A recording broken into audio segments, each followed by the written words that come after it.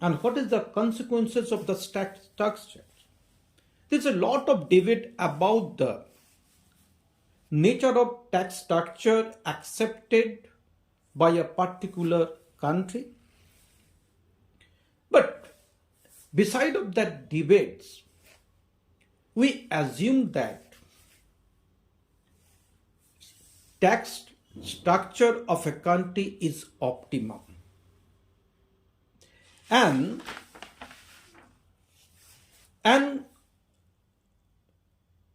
it is involved trade-off between efficiency and social justice.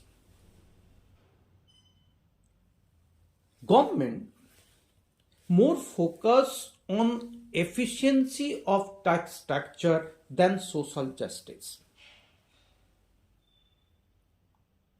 Means preferable of efficiency more than social justice. Sometimes, beside of imposition of taxes on income and spending, government also financing on public goods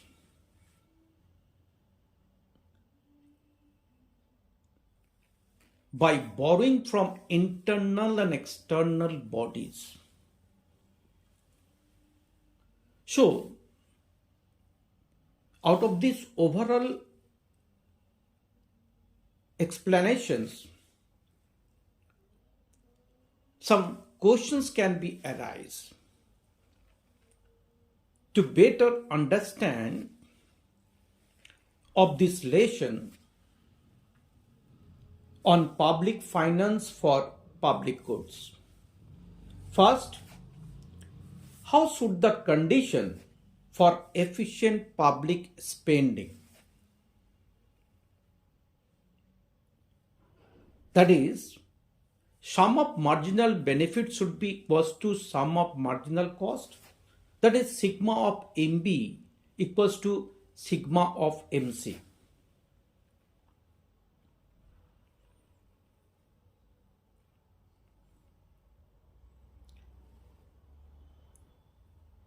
These conditions may not be accepted or may be amended when spending on public goods is financed by compulsory taxation rather than voluntary contributions by public.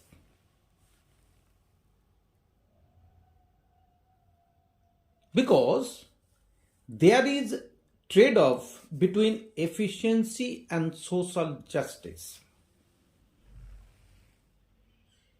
Second question, how should government respond when tax evasions can take place? Third, when should government ideally use borrowing rather than taxes to finance public spending on public goods? The answer of these three questions is very, very essential to understand the philosophy, logic, and insight of public spending on public goods. So we'll be answer one by one questions. First, we should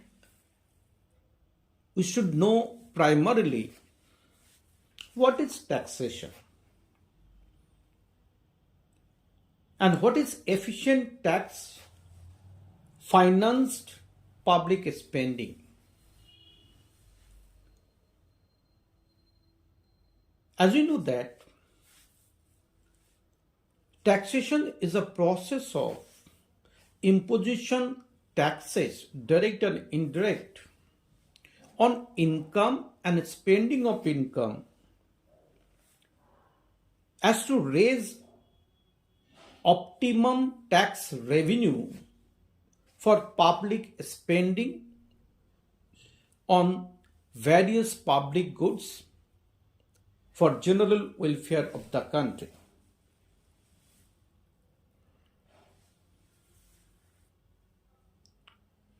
When we assume that tax financing of public goods is possible when there is no principal agent problem and government do not confront it with asymmetric informations.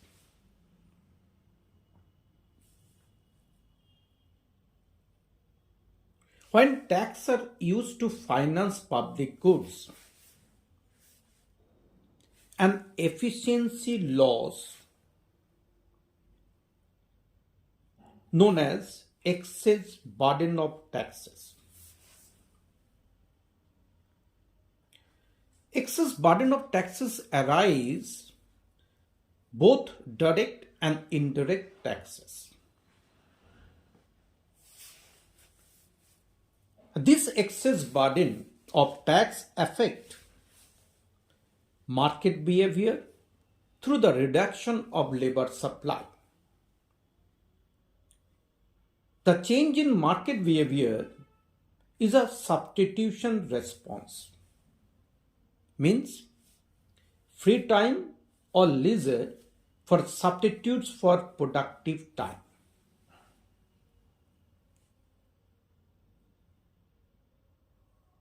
So if more taxes imposed on wage income, though the supply of labor will reduce, maybe tax revenue can be increased.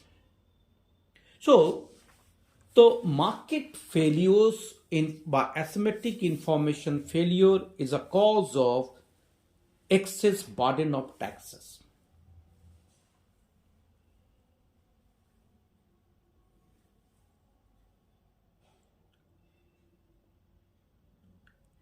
Because sometimes it is seen that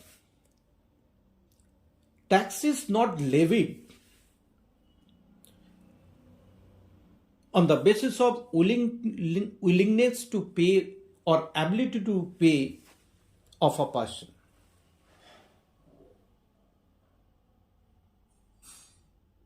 Rather, it is based on the compensations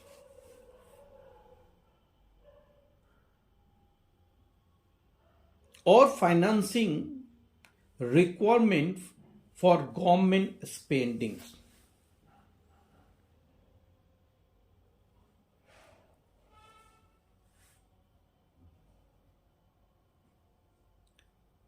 If there is benefit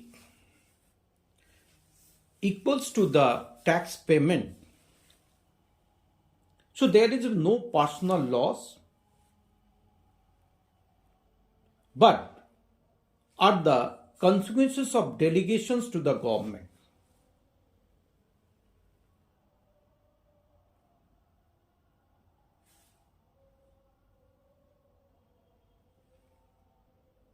So if the payment of taxes is compulsory rather voluntary, so the question of personal loss arises. And this is because of additional or excess burden of taxations due to increasing public expenditure for financing on public goods. The excess burden of taxation is a personal loss borne by the taxpayer. And the personal loss is not directly observed as any sum of money. It is something that a person had before the tax but that disappeared after the tax. So, no sum of money equal to the excess burden of taxation changes hands. The excess burden of taxation is invisible.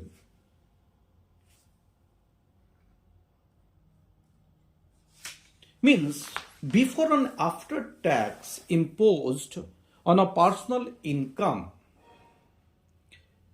there is something that trade-off for an individual. The loss may be not monetized, may be non materialistic, but these loss and costs borne by the taxpayer. Similarly, there is cost of imposition of indirect taxes.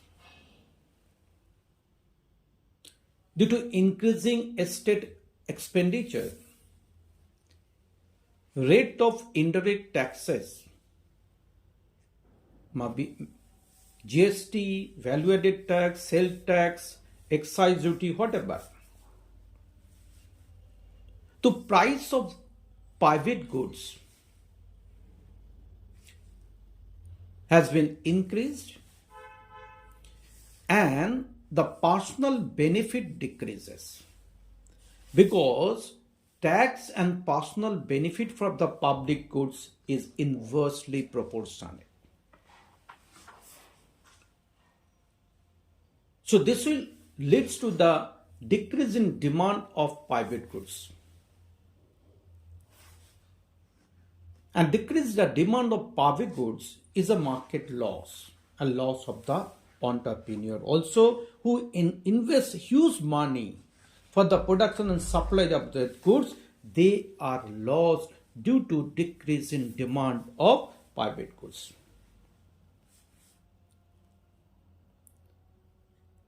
Beside of this monetary cost of taxation,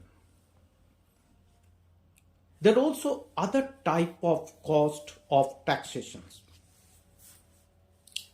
For example, compliance cost of taxation means for time to time compliances to the tax authorities and the department,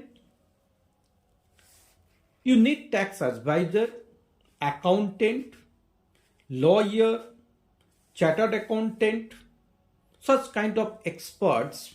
For that you have to pay certain amount for timely tax compliances to avoid the penalty.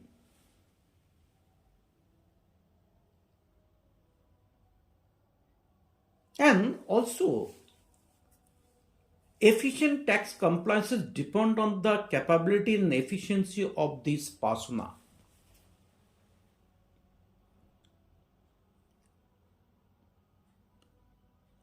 Administrative cost of taxation is another type of cost has to be borne by the taxpayers.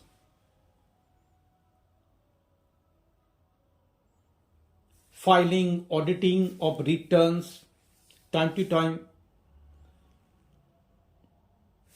production of prima facie.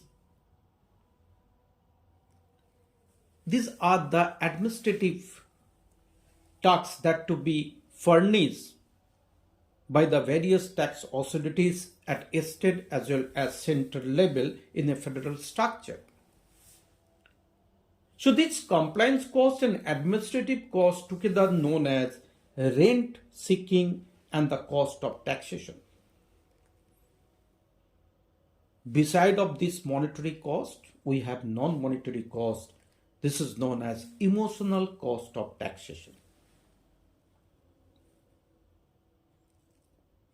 There is an emotional cost of taxation. Of course, tax audit, stranger with the backing of law devolve into the detailed private lives. Confronting authorities, suffer anxiety, waiting to hear about the decision related to the tax disputes. This all is a part of real cost of the taxpayers.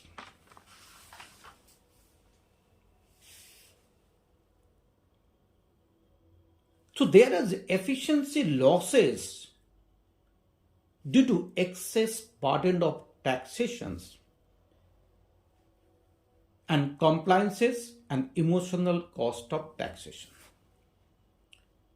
So this is one of the reasons why there is tax evasion. Developing country like India, where unorganized sector exists in the economy, the rate of tax evasion is high.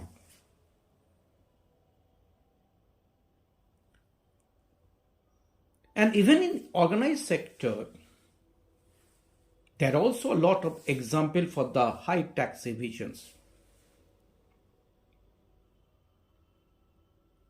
Government can reduce this tax evasion rate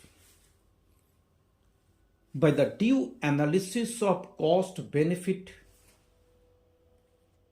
of the burden of taxes, process and structure of taxation, administrative and compliances method of taxation. And it is noteworthy that present government recently introduced faceless tax compliances, tax scrutinizations and evaluations, assessments. The result of these, what we have seen? Tax returned ratio over the last 2 years, we see the tax compliances ratio has been increased many-fold. Means there is a indirect encouragement for those people who are afraid of complying taxes because to avoid the administrative expenses, emotional cost and tax compliances cost. Because of paperless or digitalizations and simplification of the tax compliances procedures, we have seen the number of taxpayers has been increased manyfold. This is the great achievement, and evidence shows that how simplification of tax structure, compliance and administrative process encourage people to pay taxes rather go for tax evasion and evasion.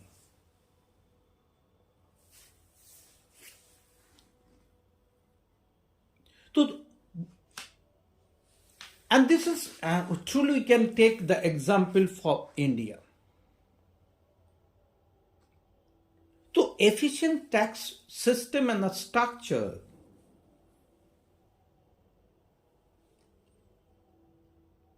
and effective use of tax revenue for financing public goods for social justice is also one of the encouraging factor or inspiring factor for the taxpayer to pay taxes to the government. So the tax structure and rate should be based on two fundamental elements: efficiency and social justice. And this efficiency and social justice should be assessed or measured on a scale of cost-benefit analysis.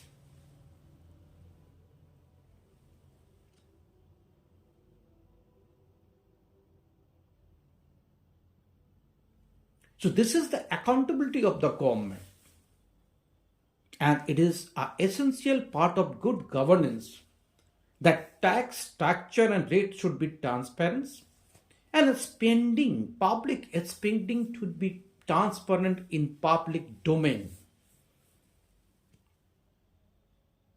Then only we can see there will be a general change in behavioral perspective of the taxpayer and the behavioral change in market, both product and inputs or factory inputs market. Thank you. I'll be continue the same topic in my next lesson, and I'm going to conclude this part now. So you have to wait for my next lesson on taxation, public finance, and public spending on public goods. Thank you. Thank you very much.